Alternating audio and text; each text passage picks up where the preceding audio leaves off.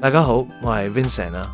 今日真係好開心，因為我哋嘅頻道終於突破咗3000訂閱大關啦。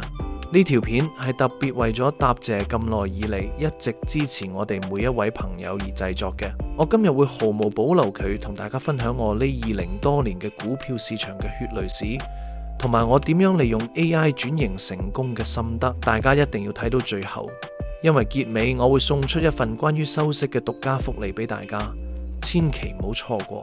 其實我玩股票嘅日子真係唔短，話咁快就過咗20多年。睇翻起2000年嗰陣，我仲係一個後生仔，而家連頭髮都少咗幾條。喺呢20多年入邊，我經歷過無數次牛市同熊市，見證住市場嘅瘋狂同殘酷。可以話我交過嘅學費分分鐘可以買到幾部新款跑車，但呢啲經驗先成就咗今日嘅我。去早期嗰10幾年，我同好多散戶一樣，買股票主要係靠感覺。今日覺得呢隻0700騰訊好似有勢喎，聽日又覺得嗰隻0005匯豐好似跌得差唔多啦。結果呢，往往就係贏就贏粒糖，輸就輸間廠，成日都係輸多贏少。買股票買到好似去茶餐廳嘅午餐咁隨便，真係睇翻起都覺得自己當時好大膽。經歷過咁多次失敗之後，我終於醒覺，知道唔可以再咁樣落去。我開始意識到建立一個科學有系統嘅交易方法係幾咁重要。我唔再追求一夜暴富，而係追求一種可以複製、可以長期執行嘅策略。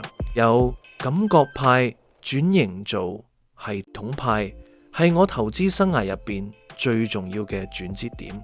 而家我哋投資組合變得好清晰，我會盡量將資金投放喺 ETF 同埋一啲可以提供穩定收息嘅股票上面，例如好似2800盈富基金呢類產品。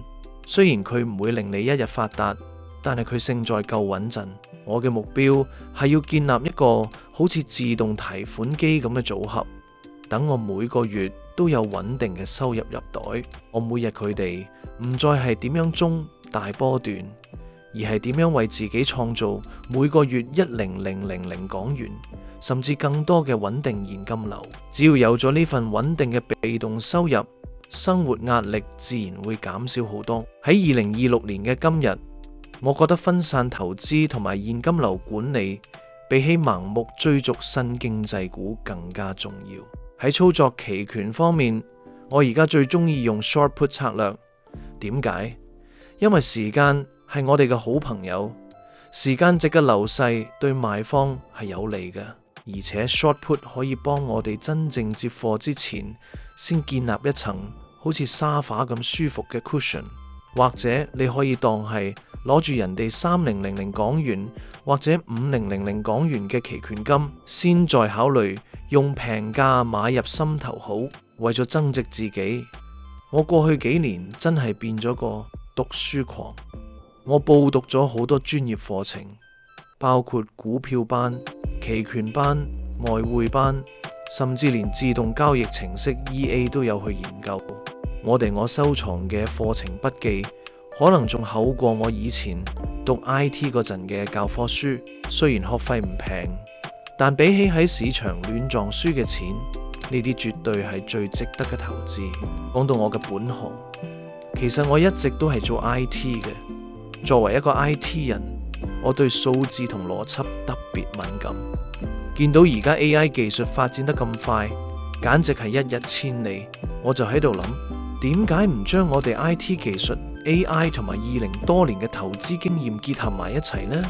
咁樣做分析，肯定會比單打獨鬥強好多。所以而家我個頻道背後，其實用咗好多 AI 嘅幫手。我會利用 AI 去搜尋海量嘅市場資料，並進行初步嘅大數據分析。以前要睇幾日先睇完咗報表，而家 AI 幾秒鐘就幫我執好重點。AI 做嘢真係好快，快到我有時都懷疑佢係咪唔使飲咖啡都可以咁精神。不過大家可以放心，我唔係盲目相信 AI 嘅。所有 AI 搜尋翻佢嘅資料，我都會親自經過20多年嘅市場經驗去進行驗證，確保資料嘅有效性同準確性。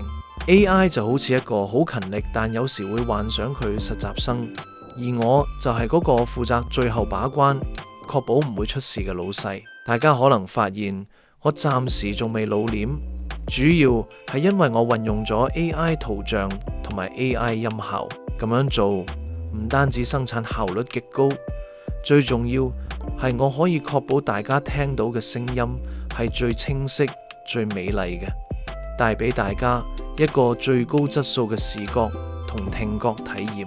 對於我呢個 IT 人嚟講，追求極致嘅音質同效率係一種職業病，而且老實講，用 AI 圖像仲有一個好處，就係我唔使每次拍片之前都要梳頭或者化妝，亦都唔使擔心屋企亂糟糟俾大家睇到。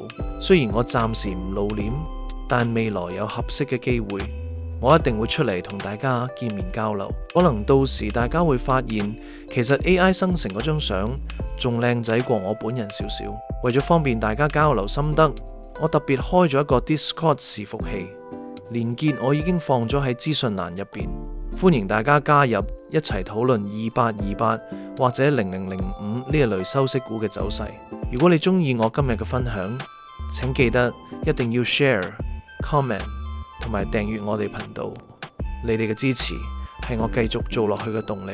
最後，我想同大家多啲互動，大家對而家嘅收息股有咩睇法？或者你睇最想聽邊類 AI 投資分析？